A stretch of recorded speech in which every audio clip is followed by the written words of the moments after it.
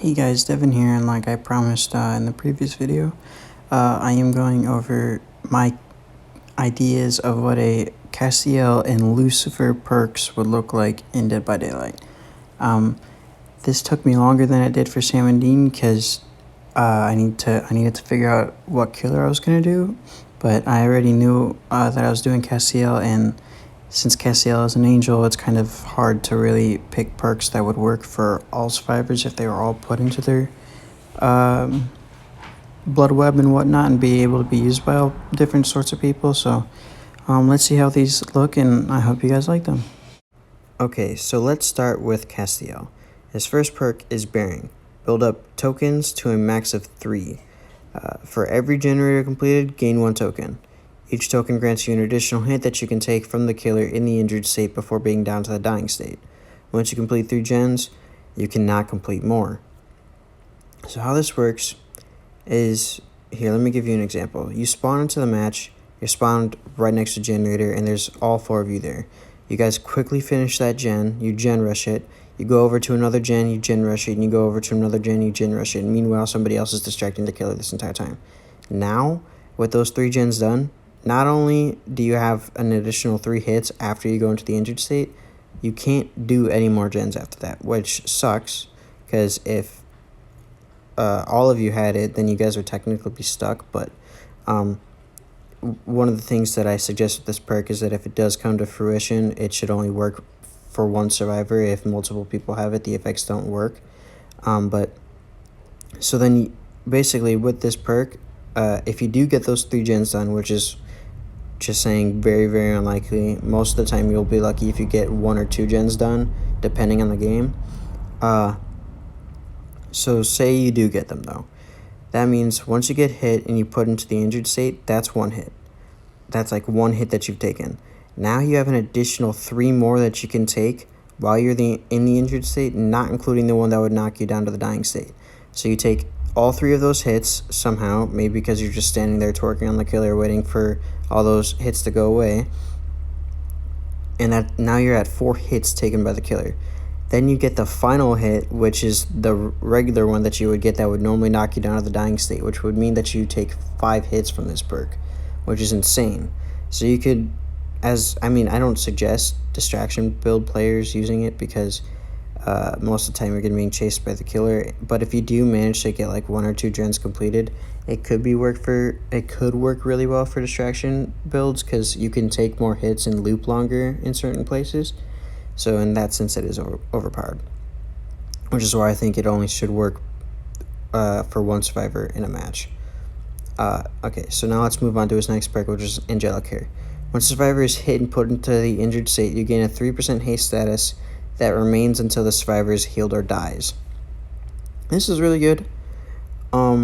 It's not groundbreaking, it's not like Hope, but if you do pair it with Hope and you are in the end game, that is actually pretty insane. The one thing about it though is that it doesn't stack, so if all 3 of your survivor friends are injured, it doesn't go up from 3% to 9%. It stays at 3%. So, it's a good perk. It's a very, simple perk, but it does what it says, and the simplicity of it is what makes it good. Now, the next perk is Time of Need. When another survivor is being chased within 10 meters from you, they are granted an additional hit before they drop a health state. This effect only works if the survivor is hit within the 10-meter radius. So, the perk says what it does right there, too. Say you unhook a survivor and they're being tunneled by the killer. You stand next to them because you know the killer's not going to hit you because he's tunneling, and they get an additional hit. So say you pair this with BT, you've got that perk, you've got Time of Need, and they themselves, the survivor who's being tunneled, has Bearing and they've already completed 3 gens. They could take, I think, up to 7 hits. Like, the killer, that would be an anti-tunneling setup for your team, but it could only work for 1 survivor that would be able to take 7 hits. So, I like these perks. Some are more OP than others, and some actually work really, really good. I think all of them actually work really, really good when you pair them with other things.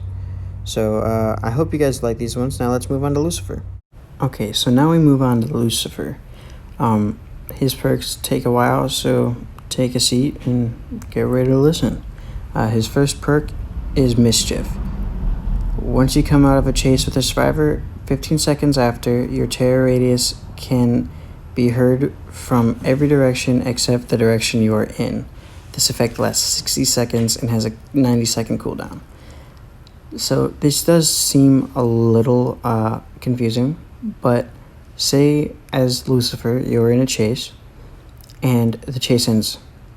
15 seconds after that chase is over, your terror radius basically is like inverted. So if you have a 32-meter terror radius, if people are in that terror radius, they don't know you're there. Whereas if they're on the outside of that 32-meter terror radius, they can hear it, but they don't. But you're not even there. You could be on the opposite side of the map, and they can feel like you're right on top of them, which it kind of just confuses the survivors, which is something that Lucifer in the TV show does. He's very, he's like a trickster pretty much. Now, his second perk, King of Hell. When hooking a survivor in the dungeon, remaining pallets within 40 meters of the hook are stuck and cannot be dropped or broken. Windows are also blocked off and not usable. This effect lasts 60 seconds and can end if the survivor is unhooked safely before this time. So the ending of that is what is most interesting. Say you hook this survivor and there was already somebody in the dungeon. You leave the dungeon and you're like, good, you're out of that 40-meter radius. That survivor is unhooked and they are running out of the dungeon. Say you're not playing as Lucifer, you're playing as a Demogorgon, and you've trapped the dungeon with this perk.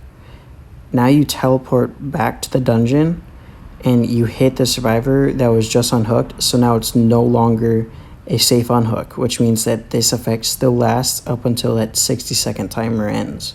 So then that other survivor, if all pallets are dropped, they can't, or if the pallets haven't been dropped, they can't drop them in a chase with you, and they can't vault over anything. Which, this is really overpowered, which means camping the basement technically isn't necessarily a necessity, but it does make it harder for survivors to survive being put in the dungeon, which I guess already is hard enough, but, you know, this game is cruel anyways. What's the difference? So now his last perk. It's Hex Angel Juice. Angel Juice, my bad. Once 3 individual survivors are hooked at least once, this hex becomes active. Until the end of the trial or the hex is cleansed, you will recover from all stun effects 60% quicker, move 3% faster in a chase, and vault 10% quicker. That is a really good perk. Stunning, like getting blinded and when pallets drop on you, are very annoying, and it takes forever to recover from that. And even with enduring, it still isn't great. But this is better than enduring because it gives you more buffs, and it also allows you to vault over things quicker. So like, I mean, I know that the Legion already vaults really quickly, but like, imagine the Legion vaulting with this perk. Like, it's insane. It's a really, really good perk. But yeah, I hope you guys liked all these perks for both Lucifer and Castiel. I'd say if I had to pick which character I think I did best on, I'd say I think I did best on Castiel. I think his perks were all altruistic, just like Castiel is, being an angel and all. But yeah, make sure to let me know in the comment section what you think perks work best and what perks you think need changes. And hopefully the developers of Dead by Daylight see this stuff and they find out the licenses to get these characters into the game.